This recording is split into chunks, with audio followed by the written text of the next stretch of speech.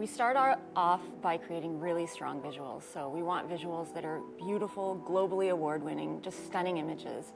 In the past, a lot of this work was done with hidden cameras and it was shaky, grainy. That's not today. So we start with really strong storytelling images. Then we partner with NGOs and campaigners to get the work into the world as much as possible. We also work with media to get this into the mainstream. And we're constantly evaluating our efforts. So we're checking what's working, what isn't, what's resonating, what isn't, and adjusting accordingly.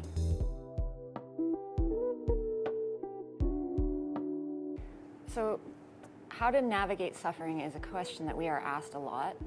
And in some ways we're experts because we're on the front lines doing this work.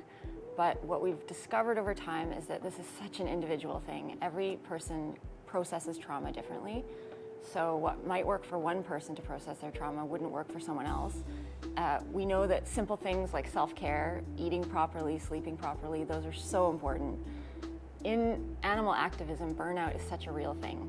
People are so dedicated to the animals that they often don't take care of themselves.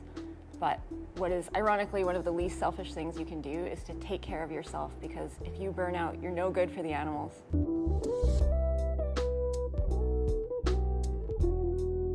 We can do nothing alone here, so partnerships are really key. We talk often about seeking the trifecta of awesomeness, and that is having some creative, like film, writing, photography, partnered with NGOs and campaigners, and having media. If you can get those three pieces of the puzzle together, that the work really goes the furthest that it possibly can. Visual storytelling is one of the strongest tools we have in our kit to impact public opinion and policy. We know through our years of doing this work that we have effected change. We have many examples. For example, we worked with East in Taiwan to document ducks, and as a result of that work, Taiwan issued a national ban on battery cages for ducks.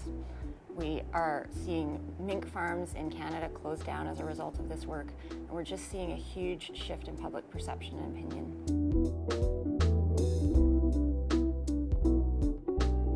It's such an exciting time in media right now. So many things are changing. We're seeing new equipment come on the stage, so that's very exciting. Better hidden cameras, better drones, which are allowing us to get into places and get footage that we never would have been able to get before.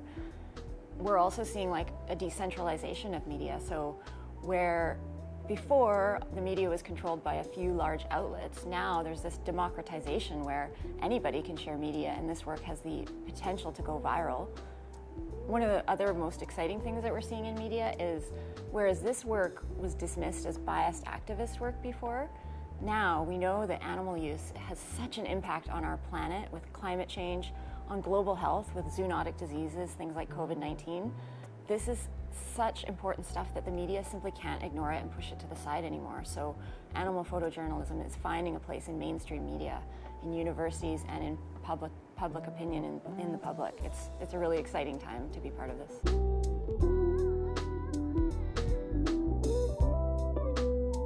It's amazing to be here in Southeast Asia at this event. You know, animal welfare isn't a North American movement, it isn't a European movement, it's a global movement. So coming here and seeing the incredible work of the organizations in Southeast Asia, having a chance to work together, share our successes, our challenges, it's been really powerful, I think. Addressing factory farming is something that we all need to do. It really depends on all of us to change this practice. We know that factory farming is terrible for our planet and threatens global health, not to mention what it does to the billions and billions of animals trapped in its appalling conditions. Each of these animals is an individual who thinks, feels, and suffers, and who deserves to be seen and to have their story told. So that's why we're here, and that's why everyone at these events are getting together to tell the stories of these animals, because they absolutely deserve it.